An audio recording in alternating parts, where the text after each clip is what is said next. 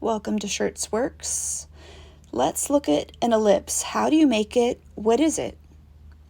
An ellipse is a circle turned, or a circle in perspective. Think of a coffee cup, but looked from the side versus from the top. To make it, start with a horizon line, like the ocean, and have these 2 points, a vanishing point and your horizon line labeled VP and HL. So again, vanishing point, that's point in the distance, and HL, horizon line.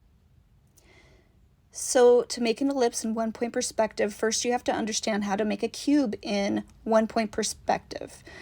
So linear perspective, 1 point, you get to have the horizontals and verticals be the only lines that you can just put out there and know they're horizontal and vertical. Then you have the orthogonal lines. Orthogonal lines end at the vanishing point. So start with a rectangle anywhere you want positioned, and then from there you act like it's a see-through object and you make the orthogonal lines go from the corners to the vanishing point. You can make the back part of the box anywhere you want along those orthogonal lines. Then you do a layout and bisect the bottom cube part base in perspective, that plane. And as you bisect it, you can identify where the ellipse sits within that frame.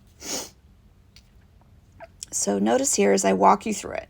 I talked you through it generally, but let's walk through it and see how it's drawn out. Notice how the bisected line ends at the vanishing point in one area, and in another area it's found by doing an X and then bisecting it laterally.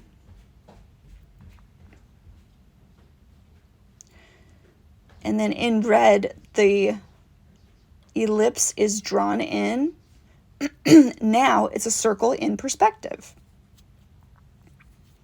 Now you try it out. It'll be really different if you position the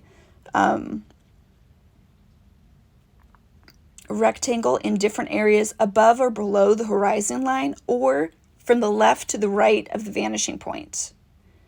Now you know how to make an ellipse. Congratulations. See you next time.